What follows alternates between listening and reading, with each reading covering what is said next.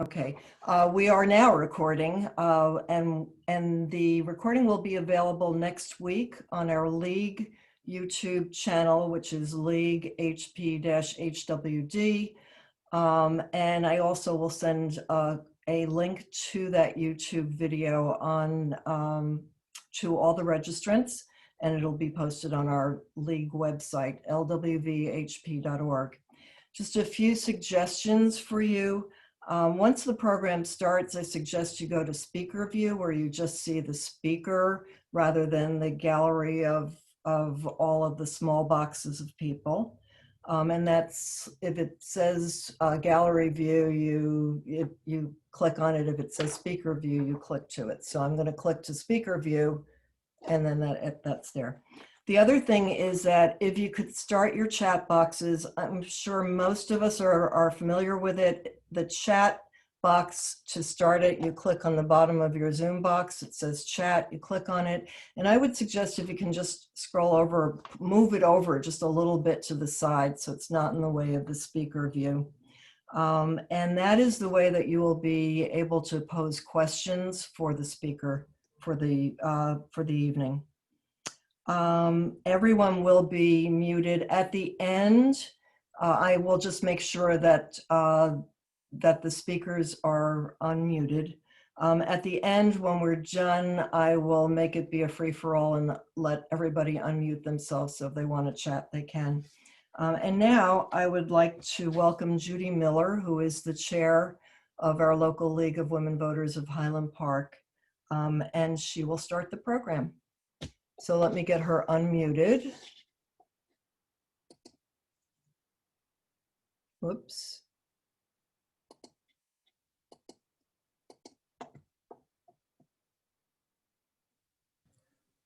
Nancy, thank you for introducing me. However, I think Carol Cohn, who's chair of the program tonight, is really our next speaker. Is that correct, Carol? Nod your head, otherwise we can't hear you, Carol. So just say yes, are you next? No, okay. Well, then I will, all right. That's the order I had. Okay. Okay, I misunderstood, sorry. First of all, I want to give another welcome to everyone who's here. This is the second meeting of the season for the Highland Park-Highwood League of Women Voters. With such a timely subject, I am so happy to see so many of you here tonight. Along with our members, we have other leaguers from around the state. We have members of our local community, including many of my friends and neighbors, and I know some of Nancy's. I would like to tell you more about our league and what we're up to, but I know everyone is very anxious to hear the speaker, so I'll hold that until we are done with the program.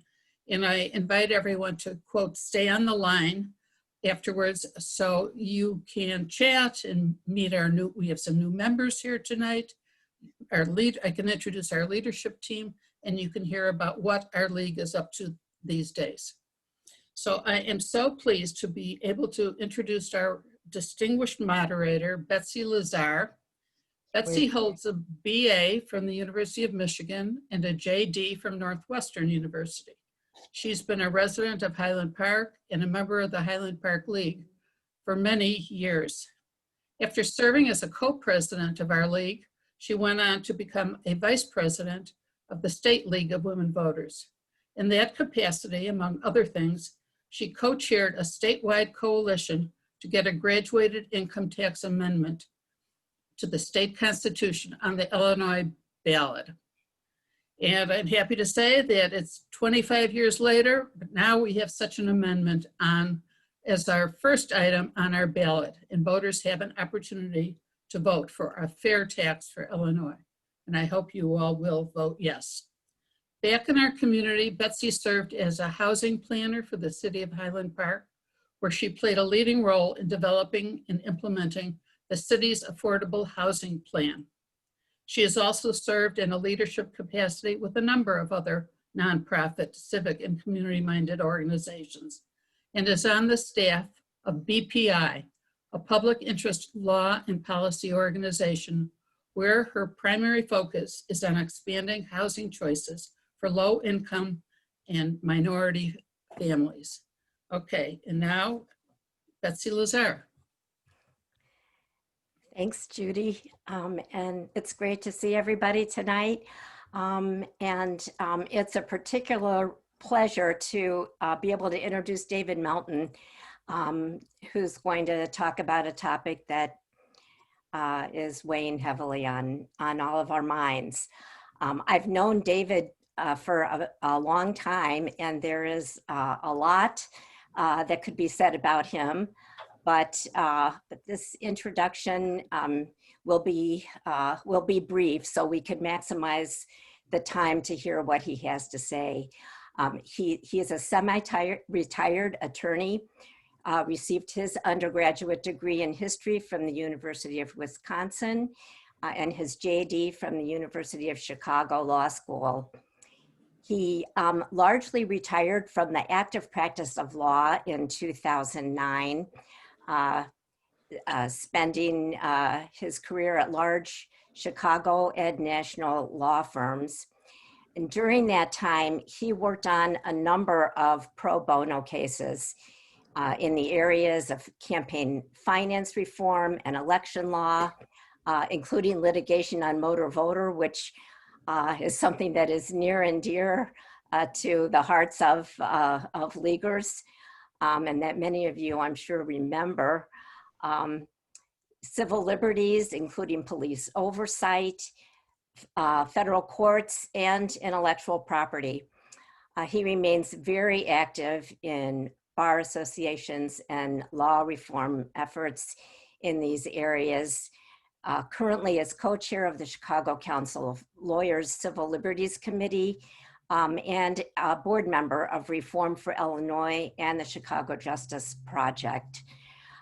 David is going to talk tonight for about 45 minutes or so, and then we'll have time for questions and answers at the end. You can put your questions in the chat box as they occur to you. And we will hold them all until he's finished. The one exception is if there's a question that is seeking a clarification of something David has said, I'll interrupt to ask him if you call it to my attention in the chat box. So with that, I'm happy to turn it over to David. Thank you, Betsy. Thank you, Nancy, and Carol, and Judy, and all the other members of the League. It's a pleasure to be able to talk to you. I always enjoy talking to League chapters about a variety of subjects. I'm not sure, Nancy, if people know that they can access, there are a couple documents I prepared tonight that they can access if they wish. One of them is an outline of the talk, which is about 3 or 4 pages long. You don't have to access it, but if you want to follow along, it may help. There's also a reading list.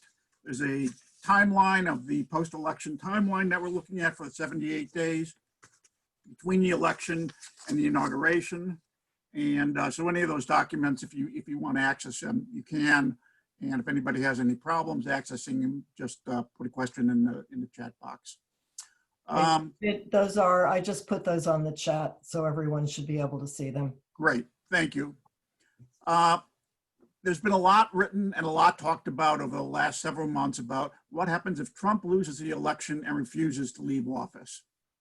And a lot written and talked also about ways he could possibly try and steal the election. I put steal in quotes, with apologies to Rick Hasson, who's a national expert on election law, runs a blog, and has written a couple of books, one of which I've included in the further reading, where he cautions us not to overuse the term stealing an election, and I think that's wise counsel. He also has a very good book about this whole situation, which is the problems we face in our elections from a practical standpoint, which is entitled The Election Meltdown, that was published this year. Anyway, there are ways to win an election, to prevail in an election, become president without winning the popular vote. And there have been a lot of talk, as I said, about how Trump might try and use some of these to stay in office, even if he loses the popular vote. So there are 5 methods that I know of by which you could become president without winning the popular vote. I'm going to just outline these for you at the beginning, and then we'll talk a little more about them at the end. So the 5 methods are these. First, you could engage in some sort of fraud where you steal the election by having fraudulent ballots submitted. Now, it turns out it's basically virtually impossible to do this by submitting fraudulent ballots before the election, but we'll talk about that more at the end. But that's number 1 way to steal an election. The second way to win the presidency without winning the popular vote is to get the state legislatures to decide that, that the voters shouldn't have the right, essentially, to vote for president. This may sound a little surprising, but actually our Constitution provides for this, and this was part of the original design of the Constitution.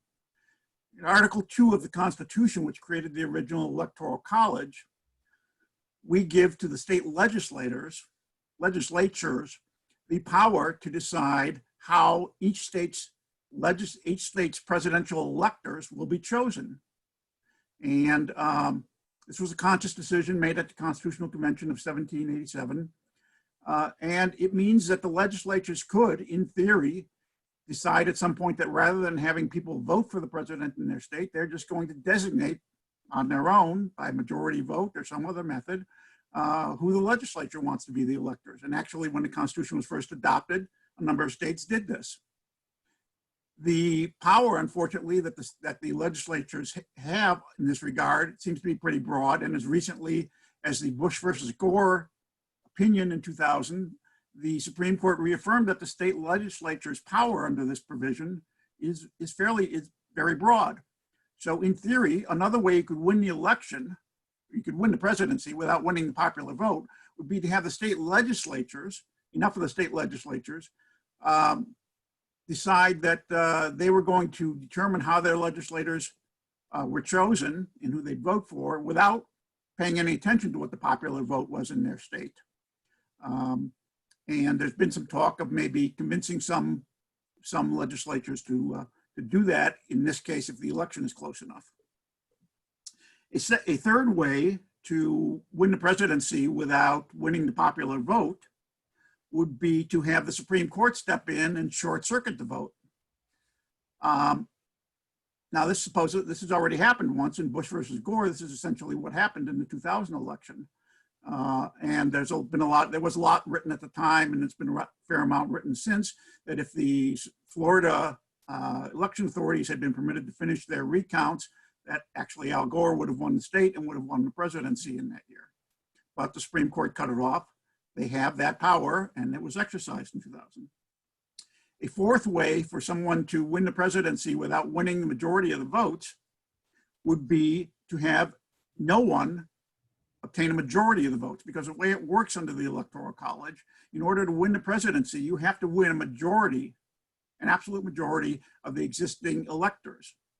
Now that means that if nobody gets a majority, the election is instead kicked into the House of Representatives, and they must choose basically from the 3 highest vote getters who they're going to make president. And in deciding that, each state gets 1 vote. So there's 50 states, they get 50 votes.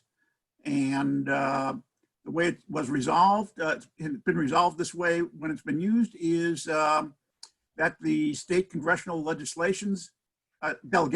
state delegations get together in Congress, and they decide how they're going to exercise their vote. This has actually happened on a couple occasions. It happened in the 1800 election when Thomas Jefferson and Aaron Burr ended up tied, and it happened in the 1824 election when John Quincy Adams was elected by the House after he got the 2nd most electoral votes, but no one got an absolute majority of the electoral votes because there were multiple candidates in the race. A fifth way that you can win the presidency without winning the popular vote is, of course, to just win the electoral college vote.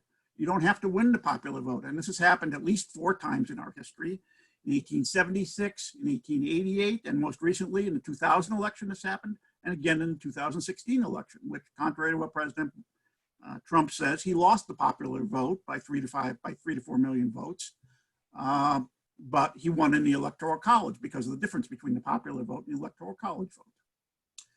So those are the different ways in which, even if Trump lost the popular vote, he could try to remain in office by having state legislatures override popular votes in their state if it was close enough in enough states, by going to the courts and trying to get them to override any counting that was going on in states that were close where he was ahead, by trying to disqualify votes, which you could do by creating dissenting slates of electors in states and having them submitted to the Senate so that there was no determinative slate from the state, in which case it might end up that if it was a close enough election, no one would be able to get a majority of the votes and the election would be kicked into the House of Representatives to be determined.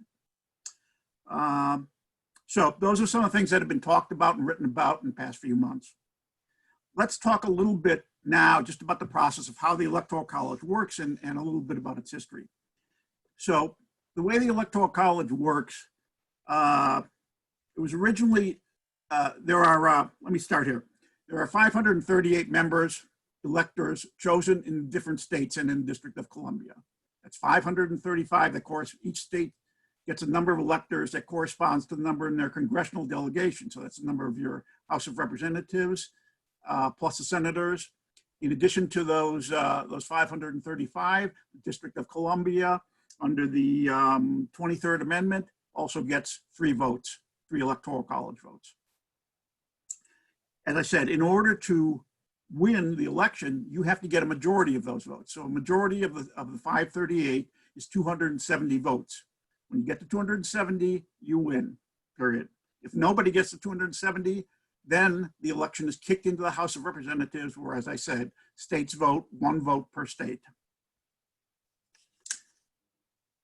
Now, over the years, there are a couple other decisions that have been made by the states that the Constitution leaves open to the states and that they've made. So currently, all these states have statutes which say that the way we will choose our electors in this state is by the popular vote.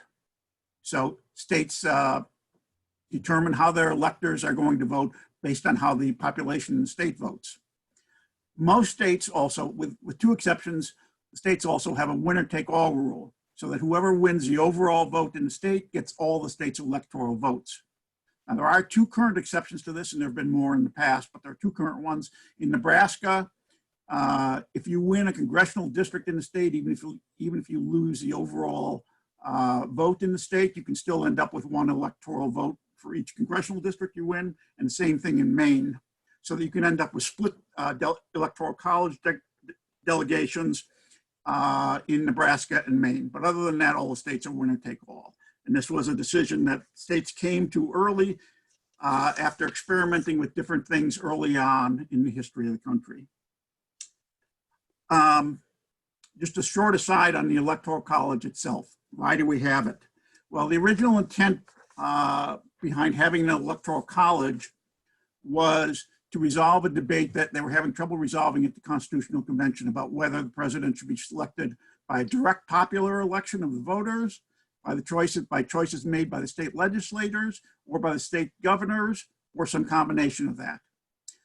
They couldn't resolve that. They sent it to a committee. It was toward the end of the Constitutional Convention, and eventually they came up with this alternative of having each state get to appoint its own group of select electors that are equal in number to the members of the congressional delegation.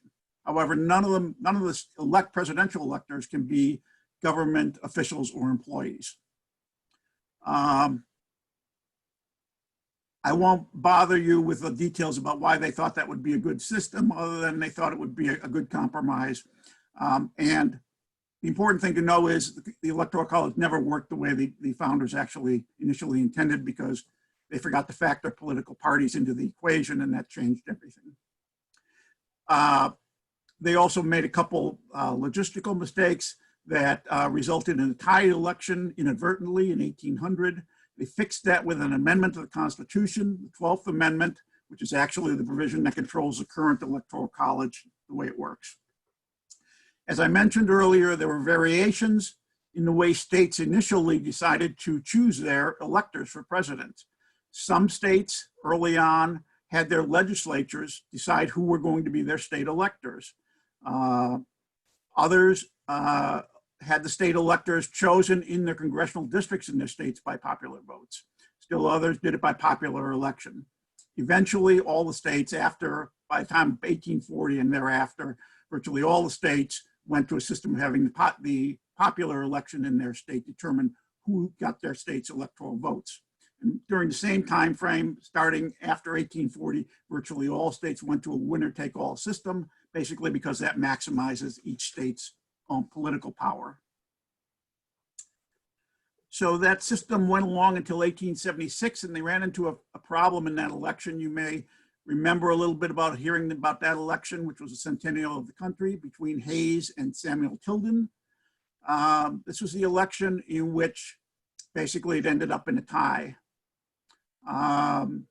There were lots of charges back and forth about exactly how it ended up in a tie, but essentially it ended up in a tie. And in 4 of the states during that election, there were disputes about who the state's electors would be. In the states of Florida, Louisiana, South Carolina, and Oregon, there were different elector slates sent in from different factions in each state. So that when Congress started to open the envelopes in January with the votes, they got conflicting instructions from the states, from 4 of those states. In order for the vote to be tied, the Republicans had to win all 4 of those disputed states. There was much consternation about how to solve this problem, about how to resolve the disputes that had arisen in that election. There were many charges of fraud back and forth. And it resulted in quite a big mess that was ultimately solved with Congress setting up a commission that consisted of 5 members from the Senate, 5 from the House, which, by the way, the Republicans held the Senate and the Democrats held the House, and 5 members from the Supreme Court, 2 from each party and 1 who was supposedly going to be an independent. This resulted in additional problems in politics that I won't bore you with the details of. In the reading list, I've listed a book written by William Rehnquist, the former Chief Justice, about this election, where he goes through all of this in detail if you're interested. But let's just sum it up by saying it was a big mess. And in the wake of that election, what Congress did is they adopted what's called the safe harbor provision. This is a federal statute, Chapter 3 of the Title 3 of the US statutes, which basically says, if you, the state, get your electors set, the identity of your electors set by a certain date in December, they cannot be challenged. The validity of their credentials cannot be challenged in Congress, essentially.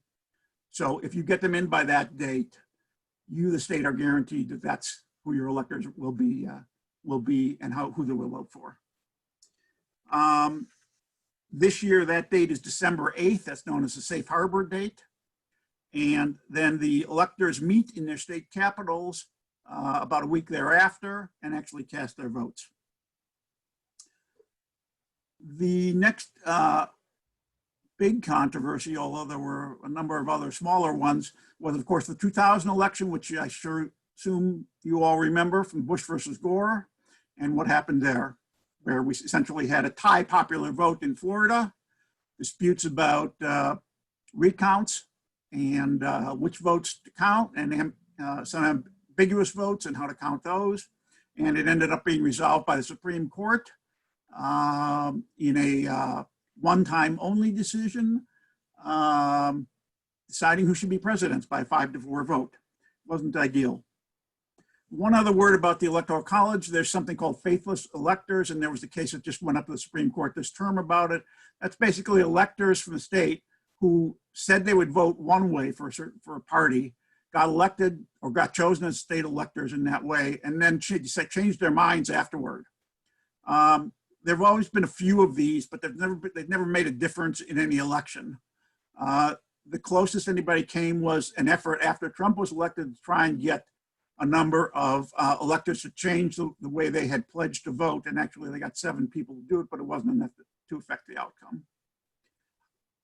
But faithless electors have never really changed the outcome of an election, and it's not likely they would ever do so. States also have provisions by statute in force that allow them to replace electors who don't live up to their pledges. All right, so that's the Electoral College.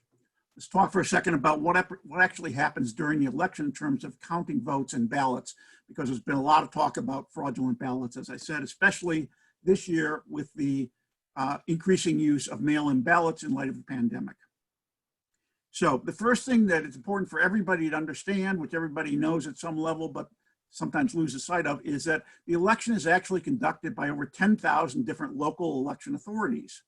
So you've got the Lake County clerk that conducts your elections. In Cook County, there's the Cook County clerk that conducts them in suburban areas, and the Chicago Board of Elections that conducts the election in the city of Chicago, and so on. So in Illinois, there are about 102 counties, and I think there are about 6 to 8 urban electoral boards. So there's someplace around 108 different local election authorities in Illinois. The same thing's true throughout the country, and in total, there's more than 10,000 of those that conduct the elections. Ideally, these would be nonpartisan people, but that's not the way it works under our system. They're Republicans and Democrats, but there are lots of both spread all across the states. And there's never really been a serious problem of coordinated misbehavior by them in any presidential election that we know of. So the first stage in conducting the election is obviously to get the candidates' papers, get the ballots printed, and send out the election machinery to where it needs to go to the polling places. Those are all done by the local election authorities in lead up to the election. This year, we've also had all this talk from President Trump about fraud, in which he's trying to basically create a lot of concern in questioning the validity of those election results.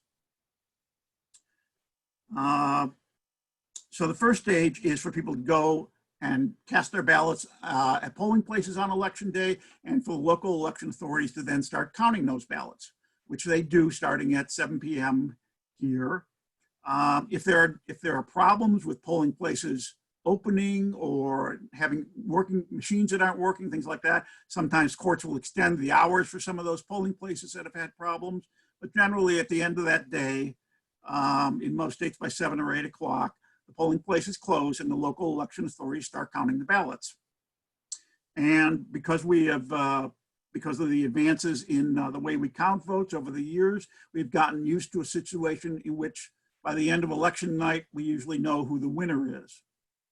Now, this isn't because all the votes are counted, because all the votes aren't necessarily counted, but it's because enough of the votes are usually counted, being able to count it in that first evening for us to know who actually won the election, because the remaining outstanding ballots that remain to be counted aren't great enough to change the result. But the actual count that the local election authorities do lasts for about 3 weeks. Why does it last for 3 weeks? Well, in addition to counting all the ballots that came in on election day, as well as all the ones that come in the mail, they have to also make arrangements to determine whether provisional ballots are going to be counted. These are ballots that you cast when there's some question about whether you're qualified to vote at a polling place, but they let you cast what's called a provisional ballot. Usually you have to go back to the local election authorities and provide them with additional information proving that you are the voter who you said you were within a few days after the election in order for that provisional ballot to count. In other cases where someone has shown up at the polls and voted even though they were sent out an election ballot in the mail, the local election authority will check to see whether they received the ballot back in the mail. If they did, that will be the binding ballot, and the provisional ballot that was cast in person won't count. So the local election authorities have to determine those provisional ballots, which ones are to be counted, which ones aren't to be counted. They also have to do the verifications on mail-in ballots. So for mail-in ballots, you have to verify at a couple different stages, basically 2 different stages. One, when you get the envelope back. There's certain requirements. So generally, the requirements in the states are that the voter has to sign the outside of the large envelope, which contains a second envelope containing the ballot, and that it has to be received or postmarked by the date of the election in order to count. So when the local election authority goes to count those mail-in ballots, one thing they have to do is first verify that those 2 requirements have been met. That's postmarked on or before the day of the election, and that the voter has signed the outside of the envelope.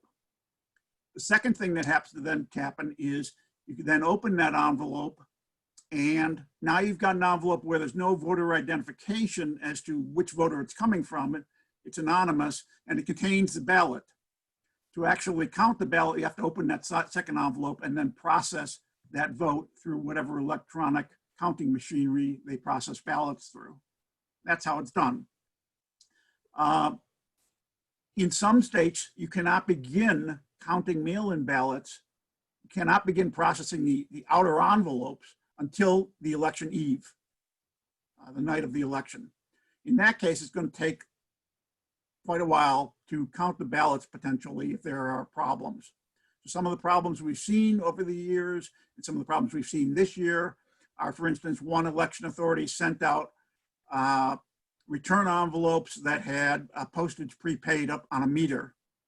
This meant, unfortunately, that there were no postmarks put on the return envelopes, and therefore the local election authority could not necessarily determine for those votes that came into their office after election day whether those ballots had been properly put into the mail before election day or on election day. This led to a lot of delay in one of the congressional races in New York that the president likes to talk about.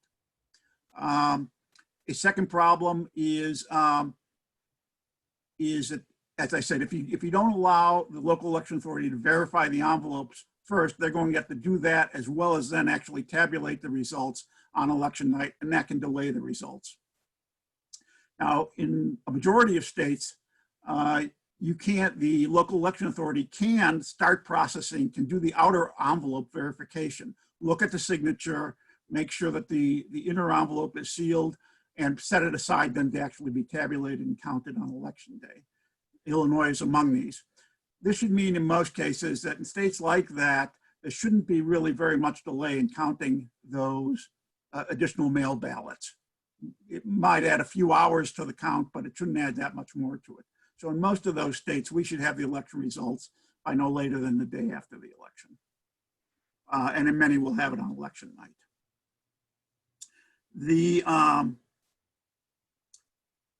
While that counting is going on by local election authorities, different states have different requirements about what information has to be provided to the public.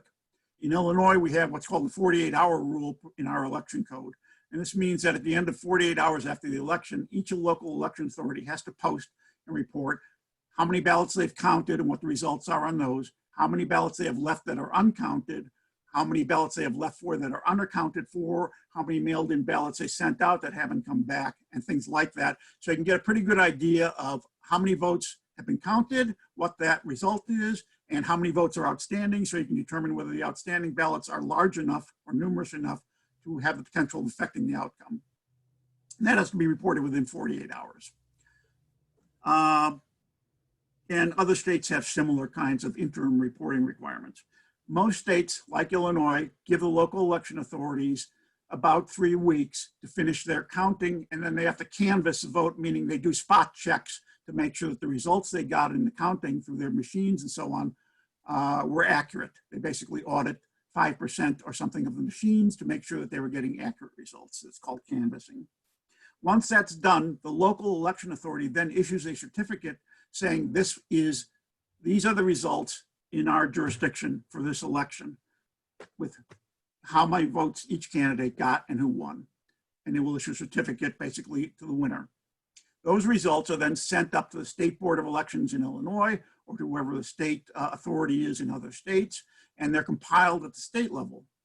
About a week later, in Illinois' case, it's 10 days later, the state board issues its declaration of the results of the overall results for the state in terms of the numbers of voters and who won which election, and they issue certificates. They can also do canvassing or spot checking in that 10-day period if they want to.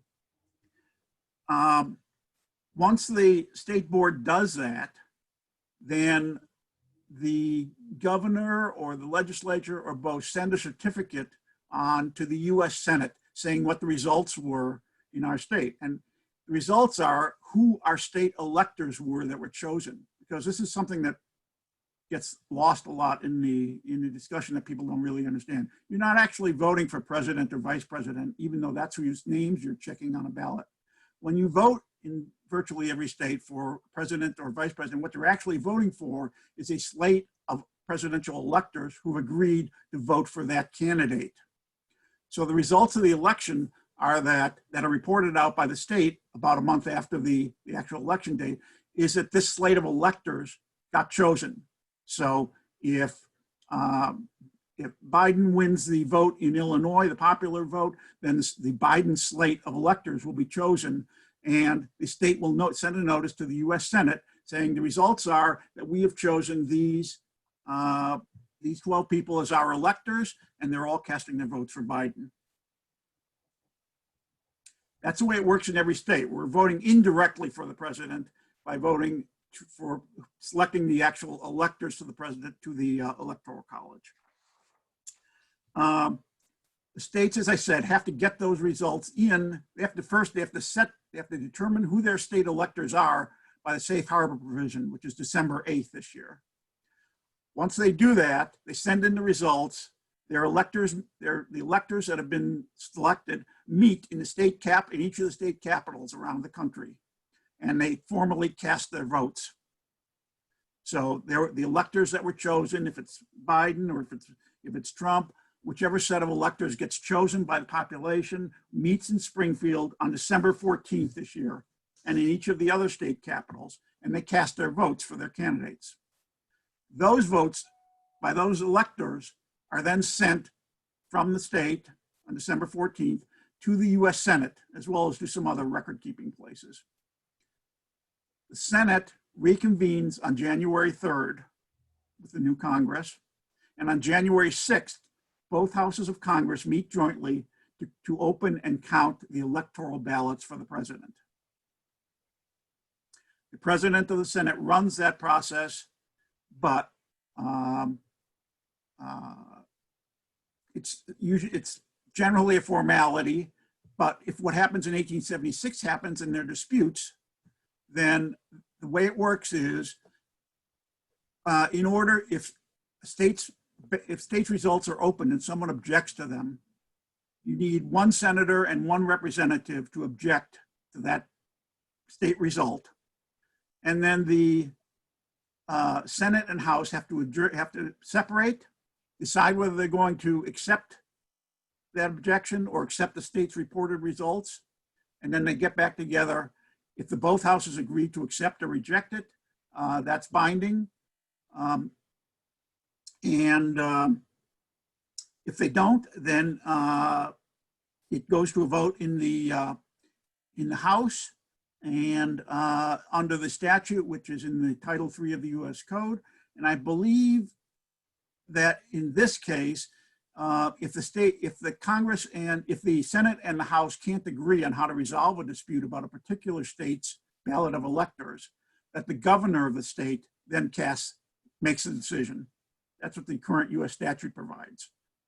There is some argument in legal circles about whether that's constitutional, but we'll see. That's never been actually tested. All right, so that's the overview of how the process works. Let's now put it in the context of this year's election and talk about some of the things that have been raised. So you can have disputes. You can have disputes prior to and on election day. The disputes prior to election day, there are about 200 lawsuits going on currently around the country. Most of these lawsuits concern such things as, can the local election authority start doing envelope verifications on mail-in ballots before election day or not? Can they extend periods for early voting, or do they have to restrict them? And similar kinds of issues like that, with, in general, the Republicans trying to make it as restrictive and delay things as much as possible, and the Democrats trying to give the local election authorities the most discretion in terms of starting to process things early and resolving the disputes.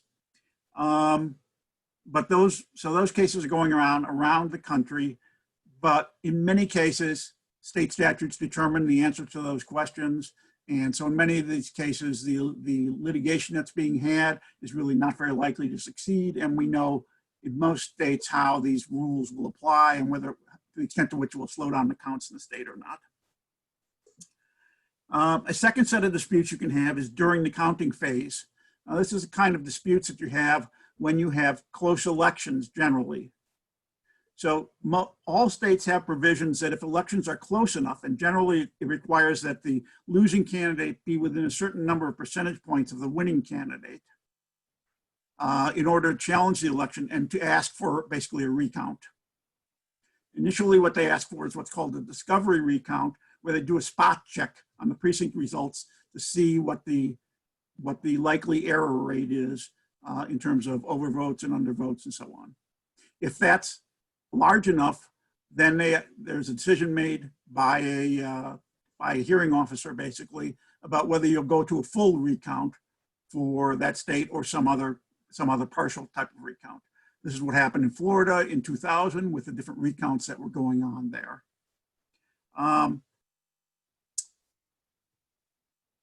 And the problem with this is you need to get all these disputes settled by the safe harbor date, which, as I said, is December 8th this year. So you can see where this can cause problems, particularly if you have to go back and do a large scale recount. Most election authorities aren't really set up very well to do that. And you can run into shortages of personnel and equipment, as well as just run out of time, essentially. You can also have disputes during the state certification process where, and this is what I expect. So this is what I expect we'll see. Let's talk. We will see during the phase when the local election authorities are counting the ballots. I expect we will see here lots from the Republicans about alleged fraud in the counting of mail-in ballots, because that takes a little longer than the ballots that are actually cast on election day. So there's been talk of this so-called red mirage, where it might appear that the Republicans are winning, and then as you count more of the mail-in ballots, which are likely to have a higher percentage of Democrats, the Democrats will end up winning the election. Given the president's rhetoric so far, we can expect to see a fair amount of people challenging those results as the counting goes on in the local phase. And there is the ability to participate, to observe those counts by the local election authorities. I expect we will see some people go in and try and disrupt those things and file lawsuits and do other things to create uncertainty. The main point of the president's campaign here would be to create as much uncertainty as possible about whether the results can actually be relied upon. Because the next thing they would do would then be to go to, if the election is close enough, if the election in the Electoral College is close enough, so that you'd only have to change the votes of one or two states to change the result of the election, then they could think about going to the state legislators or governors in those states and trying to get them to belatedly change the results of their election, or direct that the votes be cast for the Republicans, for instance, because they said there was too much fraud and uncertainty about what the actual results were. So that is something that the president could supposedly do. There's been talk about doing it. The 7 swing states that are expected to be the closest, that would be most advantageous for the Republicans to try to do this, would probably be Florida and Ohio, because both have a Republican governor and both have congressional delegations where the Republicans are in the majority. So if the Republicans all had stuck to their party line, they could pull a stunt like this. Now, it's never been done before, but it is theoretically possible. There would be a lot of public blowback if they tried to do that and they didn't really have a basis for doing it. That's where you might see a lot of fighting. Now, the other thing to notice, though, is the election has to be close enough for any of this to matter. It has to be close enough both in the popular vote count within the state, but it also has to be close enough in the Electoral College for it to matter. So you need both of those things. They need a close Electoral College vote, and then they need a close vote within the state before you can even start to try those types of shenanigans. And hopefully enough people will vote in this election that the result will be clear enough and overwhelming enough that you won't have that type of close vote, so that we won't run into any of these problems, even if people were inclined to try them.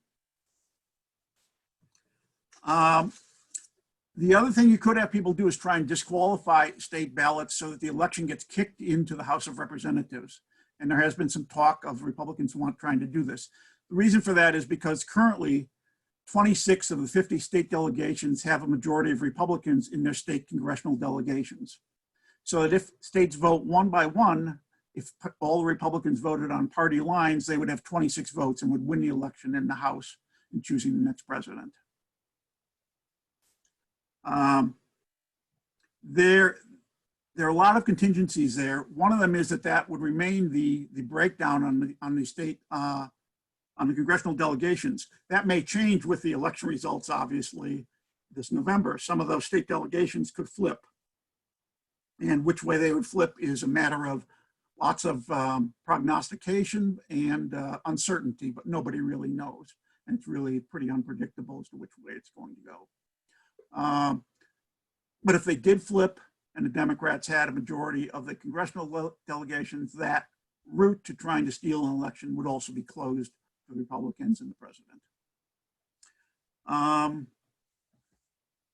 So let's go back and let's talk now for a few minutes about five ways of winning elections without winning a majority of the popular vote, as I mentioned at the outset.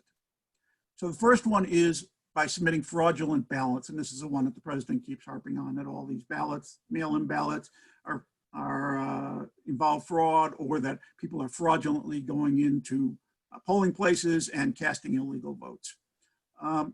Here's the reason that can never really work. First, you can't really know how many fraudulent votes you need to submit to win that election until you know what the results of the election are. So until you know how close an election is, you don't know how many fraudulent ballots you need, nor in which state you need them. And you need thousands of people to participate in that type of a conspiracy in order for it to work on a national basis. Now, if you have thousands of people participating in that type of conspiracy, you can bet that it's not going to remain a secret. It's virtually impossible. If you want to see a further discussion of this, it's discussed further in Rick Hassen's book, Voting Wars, which I think was published in 2002. But it means that stealing an election by submitting fraudulent ballots is very, very difficult, and would be very, very difficult to get away with. There was some talk that the closest I can remember anybody thinking that an election had been fraudulently stolen, apart from the 1876 election, was the 1960 election, where there was talk of Illinois Democrats withholding votes in the northern part of the state to see how many votes they needed to put in order to win Illinois for the Kennedy campaign. That turned out, though, to be bogus, because actually Kennedy ended up winning the Electoral College by enough votes that it didn't matter which way Illinois came out. But like I say, as a practical matter, this is not how elections are how people manage to win elections without winning the popular vote. So the president's claim is not very credible. The other methods that we've talked about, those are all possibilities, and the president is clearly trying to lay the basis for claiming that there is fraud in the counting of ballots to create enough uncertainty so that if the election is close enough, he'll try and get some states with Republican governors and Republican legislatures to change their votes and to vote for him enough to affect the result in the Electoral College and shift a close election to him. As I say, to be effective, the election has to really be close for that to work. Another possibility is creating enough uncertainty and chaos through recount demands in different states that you can't get everything done in time, and essentially having to go back to the Supreme Court and say you need to cut off the recounts that are going on the way you did in Bush versus Gore, because there's just not enough time to properly finish them. And the president has talked on occasion about doing that kind of thing. I think that there will be enough states that will be won by decisive enough margins that recount nonsense won't be possible in those states. If it's possible in any states, it'll probably be in the 7 swing states that people are talking about, where the votes are likely to be closer, which include Florida, Arizona, Michigan, North Carolina, Wisconsin, Pennsylvania, and Ohio, maybe Texas. And the thing to watch for there would be if people are filing lots of lawsuits trying to delay the recounts and stretch out the recounts such that they then have an opening to run into court and say, we don't have time to finish this, and now we'll just have to let our legislature decide how the state is going to cast its electoral ballots for the president. Again, it has to be close enough to do that, and hopefully the election won't be close enough in most of these states to open that path to a dispute. The other thing you could try and do is create so much uncertainty and get state legislatures and Republican legislators or governors to send in conflicting results to the Senate on what the results, who actually won the elections in their states. This is basically what happened in 1876. And if you do that, you could knock out enough states so that you could so that no one could get a majority, a 270 majority in the Electoral College. The election would then be kicked into the House of Representatives, where the states would vote with 1 vote per state. And at the moment, as I said, the Republicans have a 1 vote advantage on state delegations that are controlled by Republicans. Democrats control 22 delegations, and 2 states delegations are evenly split. But as I said, that could all change on election night. So those are the ways elections can be won or stolen with less than a majority of the votes. I would like to stress that while there's been a lot of talk and speculation and concern and fear that we're going to end up there, it's not clear to me that that will happen. If people actually just do their civic duties and actually go out and vote in large numbers, the possibilities for this kinds of mischief will be minimal. And hopefully that will be the case. There are proposed reforms too that would make this process more straightforward. There are proposals to get rid of the Electoral College and simply make the winner of the popular vote the president. There's an interstate compact that's been signed up to by about 17 states so far, with about 180 electoral votes. And when they get to states that have a total of 270 electoral votes, that compact would become effective. And then basically the winner of the popular vote would become president, subject to any court challenges to that interstate compact. There are also proposals to change the current rules to give states a longer window to resolve their interstate disputes and do recounts and things like that. That would require changing the federal statutes, the safe harbor statute, basically extending out the time to give states more time to conduct those counting and recount activities. And there are also some proposals that have been tried in different states to go to something other than a winner take all, where people who win the vote in a congressional district would get would get one or some section of a state's electoral votes. In recent years, most of those has failed, but as I mentioned at the outset, 2 states do currently allocate some of their electoral votes based on who wins the congressional districts. That's Maine and Nebraska. So I've listed things for further reading, and I would strongly encourage you to, if you're concerned, to read the Election Meltdown book by Rick Hasson, who's really the expert in this area. And with that, I want to thank you, encourage you all to vote, and encourage you all to be optimistic that this vote will be decisive enough that none of these shenanigans will have any chance of succeeding. David, you gave us a lot of information, a lot of really, really good information.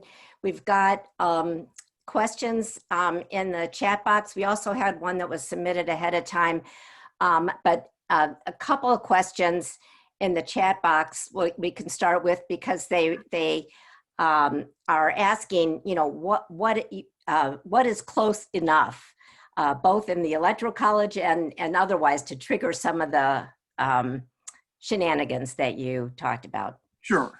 So close enough for triggering recount requirements varies by state. It's set by state law in each of the states. Illinois has a very generous provision where if you were the losing candidate and you lose by less than 5%, you can ask for a discovery recount, and then a determination will be made as to whether a full recount will take place or not, depending on the results of the discovery recount. Other states generally have require elections to be a little closer than 5%. So that's how the recount provisions get triggered. So for instance, in the presidential elections, Trump would have to be within a certain number of percentage points of Biden in order to trigger any of those recount provisions. And if you can't trigger those recount provisions, you really have no basis for causing much mischief. How close is close enough in the Electoral College? That's a good question to which there is no short answer. The wider the margin in the Electoral College, the harder it is to change the result by changing one or two states' results. Now, the bigger the states that's in contention, obviously, the more important that is. So if it's California, which is not likely to be in dispute, or New York, which is not likely to be in dispute, that could make a big difference, but those aren't likely to be in dispute. The largest one likely to be in dispute, or the largest ones likely to be in dispute, I would say, are Pennsylvania, Florida, and Ohio, maybe Texas. If those are all in dispute, that could be enough to flip the election. So if you had 4 states that were actually in dispute, like they did in the 1876 election, that might be enough to flip the result in the Electoral College. So it depends on how close the votes are in those states and what kinds of recount activities are demanded in those states, what kinds of lawsuits go on in those states. But I would say that it is entirely possible for the winner in the election to win by enough of a difference in the Electoral College that none of this is likely to make much difference. You saw that, for instance, even in the 2016 election, Trump won enough states, even though he won a lot of them by very slim margins, that just flipping one state or 2 states probably wouldn't have made a difference in the election. So let's hope that the results are clear enough that you get a fairly decisive result in the Electoral College.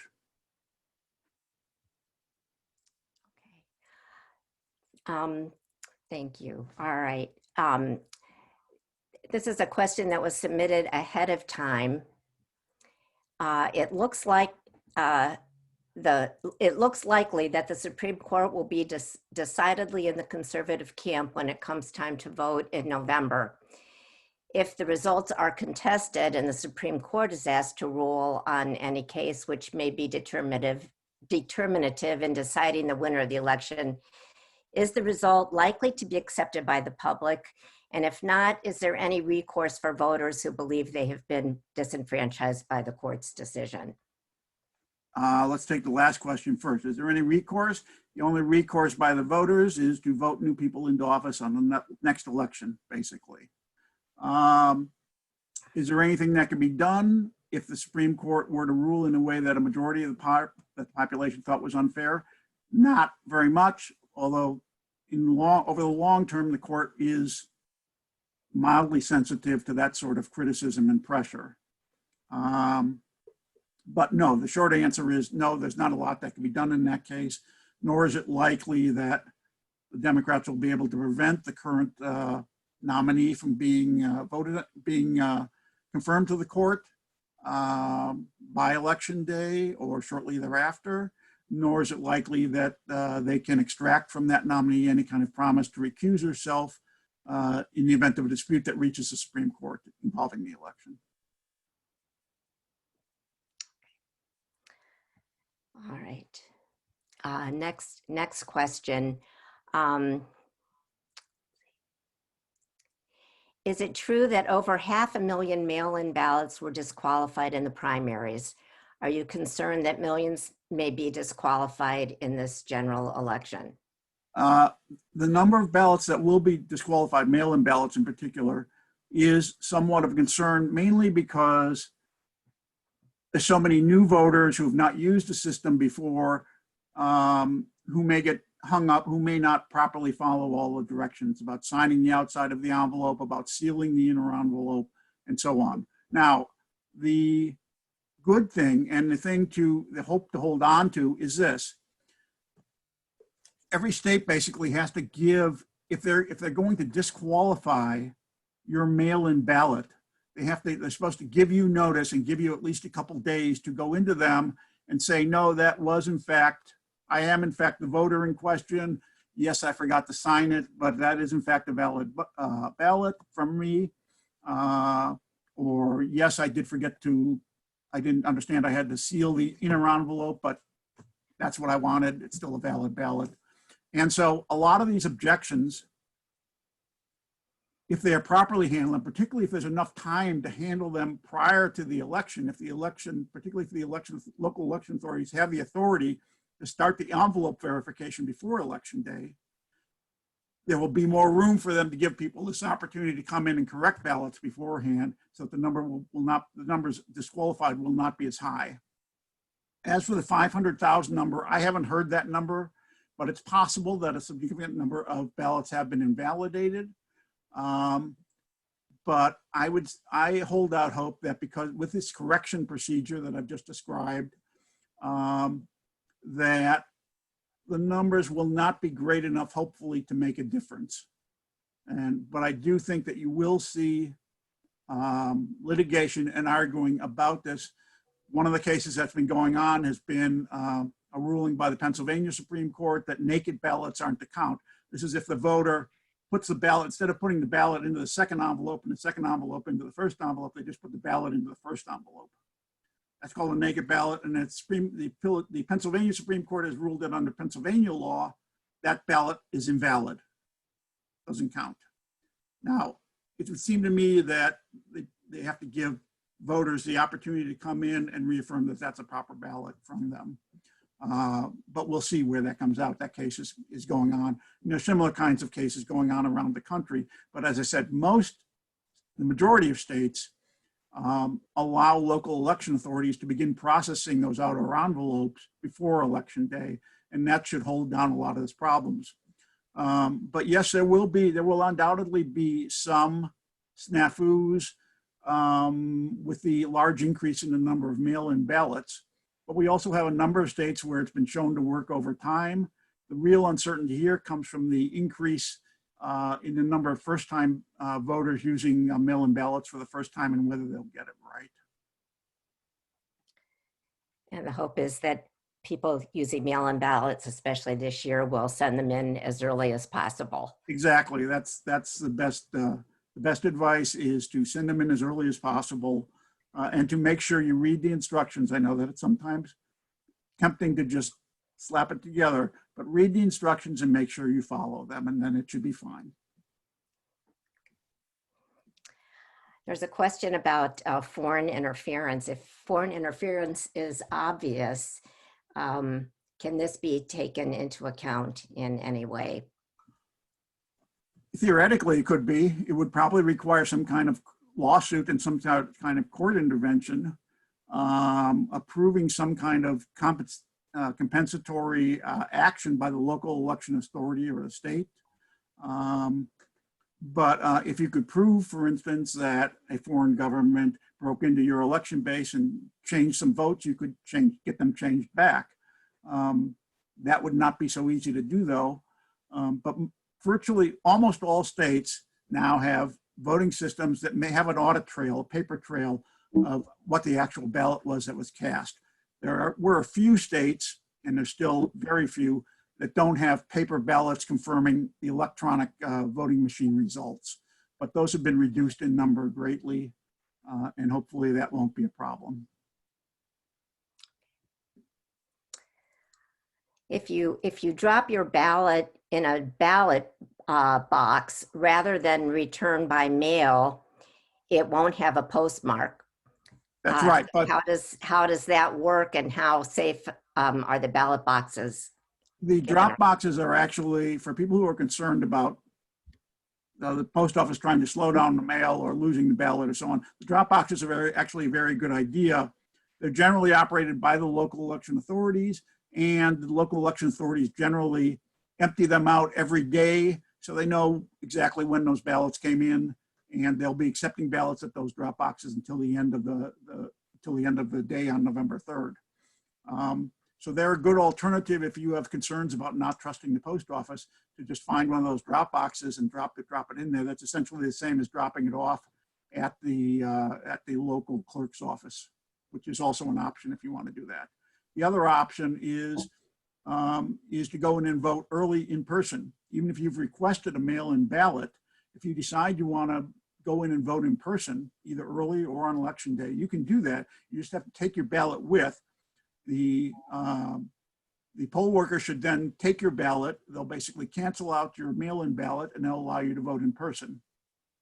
If you've lost your mail-in ballot or you requested one but never received it, you'll have to cast a provisional vote, which you'll then have to, they'll have to go back to their office and confirm that they didn't already receive that mail-in ballot back from you. But it is possible, even if you've requested a mail-in ballot, you still can go in early and vote and just take your mail-in ballot with you and surrender it at the polling site. Do you have an opinion on whether it's better to vote by mail or early vote in order to be sure that your vote is counted?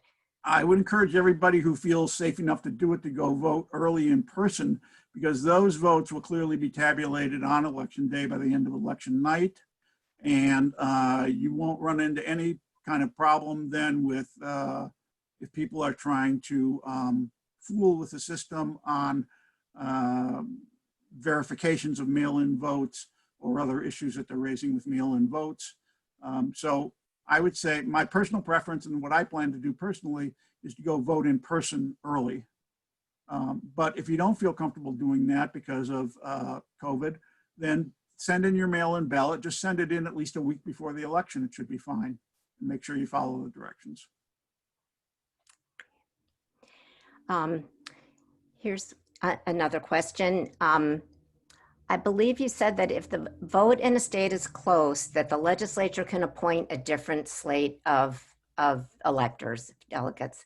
And actually, it doesn't, the circumstances under which the legislature could come in and say, well, in Illinois, the voters decided that they wanted to pick Joe Biden, but we have a Republican majority, if say we had a Republican majority in Illinois, and they said, we want to cast, we don't think those results are right or reliable or whatever.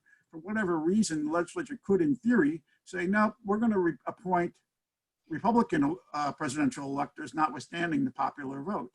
Now, whether that would stand up in court if they tried to do that retroactively like that, rather than doing it before the voting in the election occurred, I think there are serious legal questions there, but those would be questions of first impression that would have to be worked out. My guess is that they wouldn't get away with that, but we'll see. Okay, so that there's nothing in the Constitution then that requires that it be close, or? Well, there's nothing specific in the Constitution that requires that it be close in order for the legislature has, in theory, the power to decide at any time how they want to select their presidential electors. Whether they could do it after a vote was cast by the public, that might raise some due process or equal protection questions that would restrict their ability to do it after an election. But those would be legal issues that would have to be worked out in the court. All right.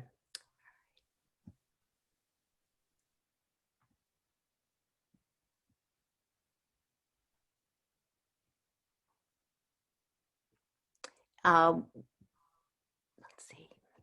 When will, maybe David, I don't know if there's anybody from the league or otherwise who knows the answer to this question. When will residents of Lake County receive their ballots? Well, the schedule was that there was special legislation passed in the spring that made some adjustments to this election cycle and basically provided that local election authorities, including the Lake County clerk, were supposed to send out 3 notices to voters asking if they wanted to vote by mail. So that's why you may have gotten more than one of those. And those started going out in July and August.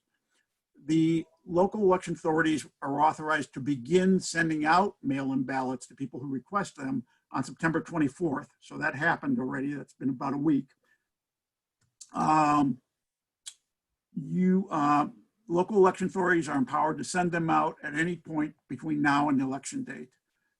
They have to be requested by October 29th. And if you request them that late, it's not clear there'll be enough time for it to make it back and forth through the mail. So you might have to arrange for an in-person pickup or that kind of thing.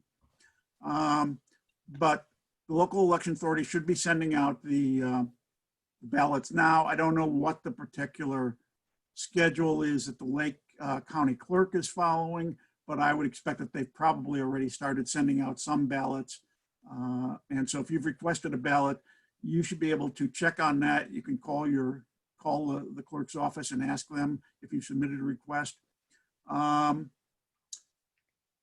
you can check on the Lake, if registered voters in Lake County can use voter power on the Lake County Clerk's website to check the status of their ballot and see whether their ballot has been mailed. Right, they have ballot tracking in Lake County. Yeah. I believe they have it in Cook County. I don't know that they have it in every county in Illinois, but they have it in the larger ones where you can actually track your ballot. So if you do send it back by mail, you can track it, and you're supposed to get an email notice or some other notice when the clerk's office has received it, so that you know it's been received. So that will help give people peace of mind.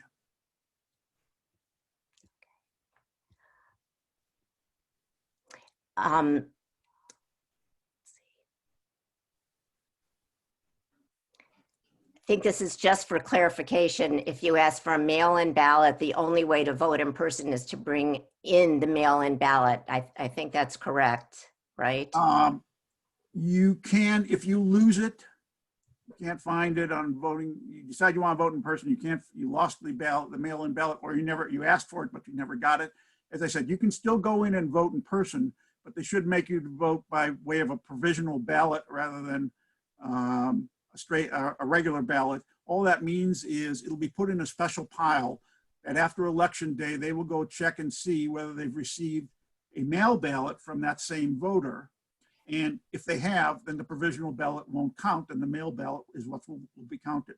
If they haven't received the mail ballot back, the provisional ballot should count.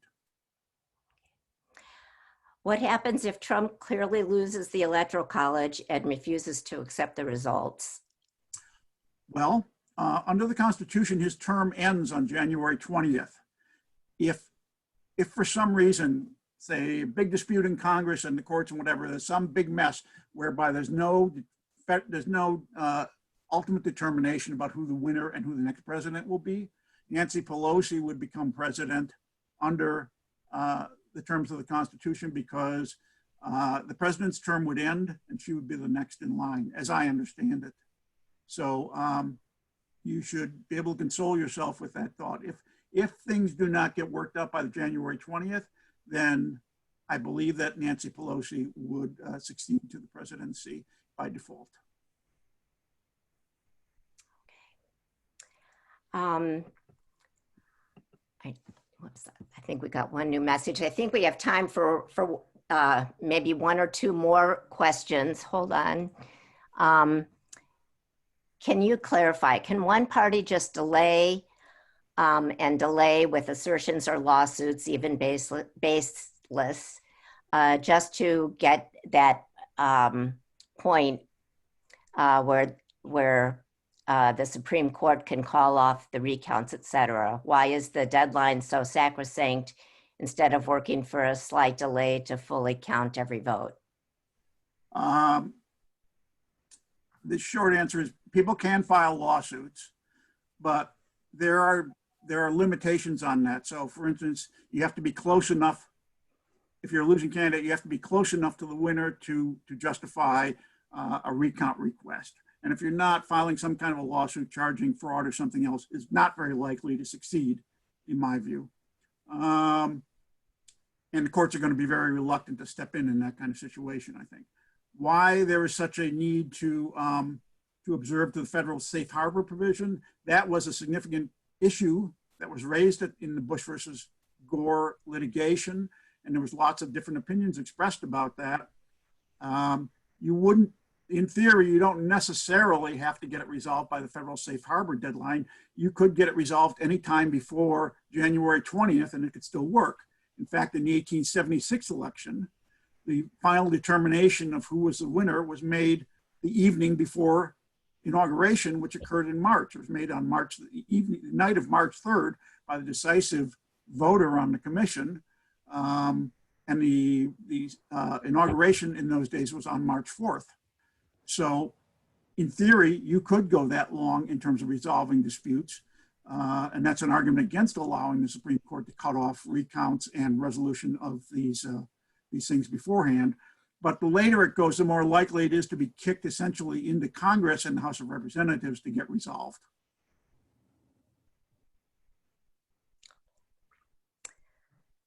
All right. Looking through here, I've not seen any more. Wait, there's one new. I'm not seeing any more questions. So David, thank you so much. And thanks everyone for the very thoughtful questions. I'm gonna turn it now back to Carol Cohn, who is the co-chair of the league, of the league's program committee, for the last word. And just before I sign off to Betsy, I want to thank everybody for listening and just point out, I know it was a lot of information, some of it fairly technical, but if you want some things to stir your memories, there were those written materials that I mentioned, and you should feel free to look those up and download them, maybe print them out if you wanted to. And if anybody has any additional questions that they want to follow up with at a later date, feel free to contact me or whoever. Thanks. Thank you so much, David. David, thank you. Can you all hear me? Yes. David, thank you so much. That was really enlightening and even a little bit relaxing, which was very nice. I've had much less pleasant evenings this week. Thank you very much. Very, very interesting and very helpful. Betsy, thank you very much for all your help with this and for doing this. And I'd like to especially thank Nancy, our Zoom pro. Thank you. And Rose and Marlene, who assisted her with letting us in here. I think it was a great program.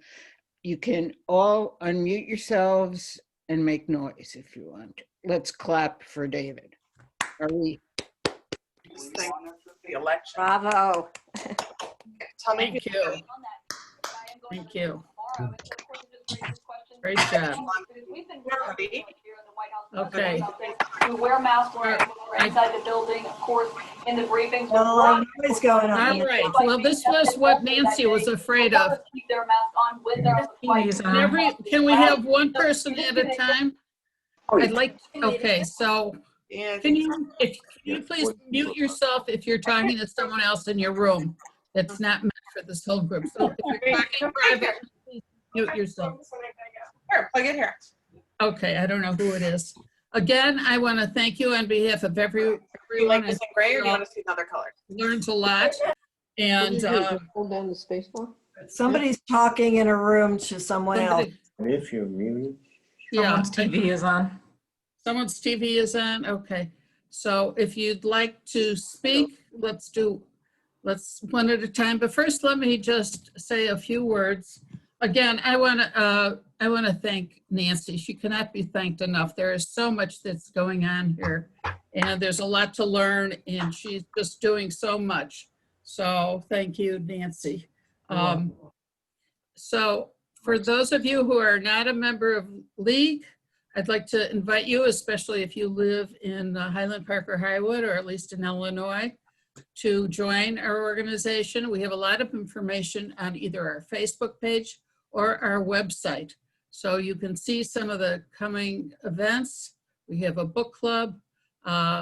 We do a lot of other things. We're trying to, and we're also welcome all volunteers.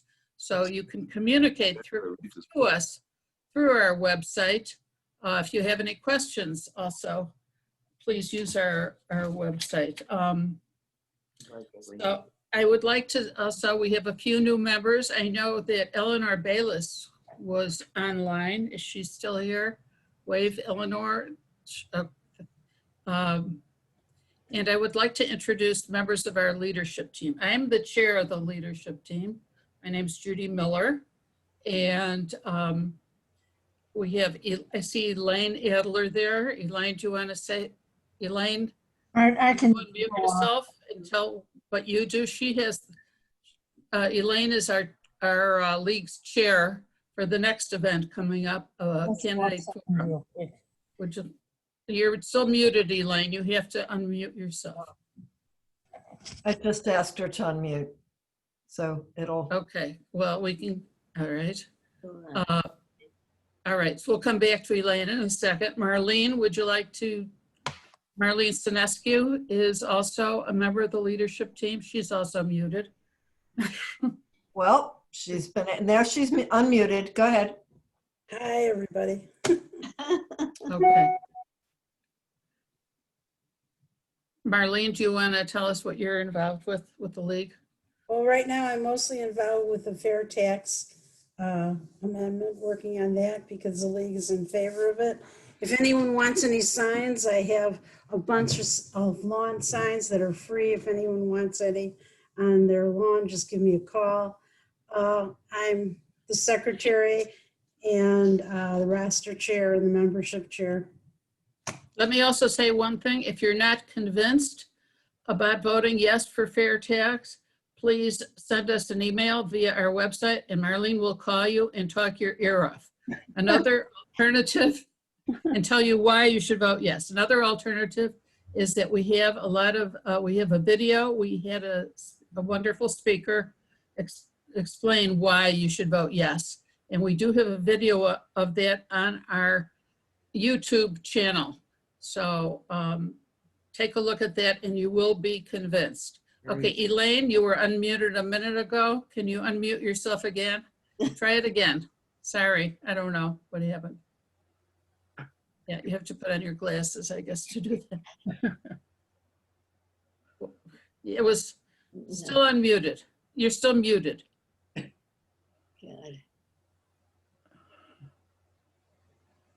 No. I'm asking you, Elaine, it's going to ask you to unmute yourself. Try it again. Okay. that? There you go. There you are. All right, thank you. I'm involved in candidates forums. That's my portfolio actually on the leadership team.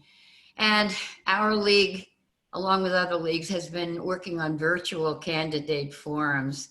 And again, we're so lucky to have Nancy Goldberg as part of our leadership team too, because she's devoted a lot of time to that. But we are working with the other leagues in the 10th district, and there will be a virtual forum with Brad Schneider and his opponent, Ms. Ramirez.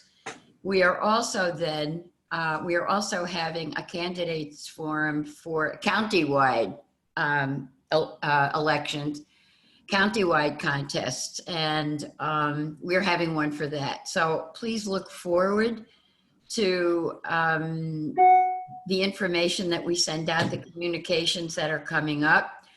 I believe the first one is on October 8th, and I don't have the date. Is it October 11th? Yes. Is the other one. And so look for our communications. I think you'll find it very, very interesting if you not attended candidate forums before, or if you have, where the audience will get a chance to really view all these candidates. And this election, the local election, I think, is the most important election that we have as citizens, actually, because so much of the information and so much of what happens affects our particular lives very deeply. Thank you, Elaine. Before, everyone knows what Nancy's doing, and I would like her to also tell us about one of the projects we're working on. Do you have these, Nancy, right now? I do. Okay. Yeah. Okay. So in honor of the 100th anniversary of the 19th Amendment and of the 100th anniversary of the League of Women Voters, I had serendipitously at a dinner was speaking with an artist friend and said, hey, what do you think about having women artists, local women artists, create an image about suffrage? And she said, absolutely, I'm in, and my friends will be too. So we have 8 local women artists who created images. 3 of the women are members of our league. This is one that was by Barb Dolinger, who I think is on the call right now. It's a beautiful collage that was done. This is done by a former Highland Parker, but she is a member of our league, and she actually helped me with the production of the cards. Each card, they're note cards, you know, where they're blank inside instead of going getting a Hallmark card. And on the back is a little bit about the league and also about the artist herself. This is another one by a local, she's an architect, local member who has helped us with a lot of our graphical images. And there's some others, but there's also, I'm very proud to say that Ann Rosen, who was the executive director of the Art Center for many years, she couldn't get her sculpture on the card, but we were able to take an image of it. And anyway, they're just beautiful. We are selling them. They're going very nicely. People are very interested in them. They're $25 for a set of 10 cards, and you can get in touch with League and we'll get you the cards. So I'm doing that. That was a relatively large program. And we've also, the website has been updated a lot. I've got Rose helps me. Marlene has helped with graphics. Janet Parachi helps with graphics. We do need more help on the communication side, but we're getting a lot done, and also participating in a lot of get out the vote graphics right now, and flyers and posters and stuff. So that's me. Okay, Carol already spoke a little, but she's one of our 2 program chairs, and it looks like Barb LePay, her co-chair, has signed off. Carol, do you want to say anything? Not really.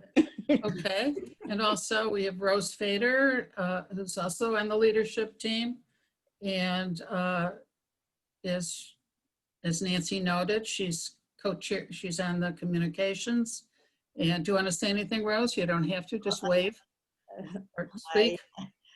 I'm the general assistant on the leadership team to help Nancy, the secretary when she's not there, and with Elaine on voter service. Okay. I think Ginger's here. Okay, Ginger is here. Yep. Someone else. Yeah. Ginger takes our money, and she's not on the leadership team, but she's pretty involved. So thank you, Ginger. All right, I'll open the floor. Does anyone want to talk about anything else about the discussion tonight about fair tax, the elections? We are looking. I just want to say something as far as getting out the vote. The library was very nice to us and has allowed us to put some of our videos and graphics on their video. What do you call it? Their wall. Slide wall. I don't know. On their slide wall. Yeah. And it's nice and big, and you can actually take your phone and scan the QR code and get to the Illinois League's website, which has all kinds of voter information and candidate information, and will tell you if you're registered, which I presume everyone here is, but it's also in Spanish. If you know anyone who speaks Spanish and would like some voter information. And the website, if you could just go to it, it's Illinois. Nancy, do you? I'm just IllinoisVoterGuide.org. Okay. So I want to recommend that to everyone. And also it has the judges. It now has the judges evaluations. Which is always a problem because you don't know who to vote for on judges. All right. Anyone else want to speak? Steph, I see everyone's name here. Ellen, Jenny. Hi, Jenny. Do you think you're going to have to start a military arm of the Women's League? A military arm. We had a program on women in the military a couple of years ago. So we were trying to get some veterans from the military to join, and then my contact moved away. So that was unfortunate. Yes. Elaine, did you want to say anything else? Every June? Okay.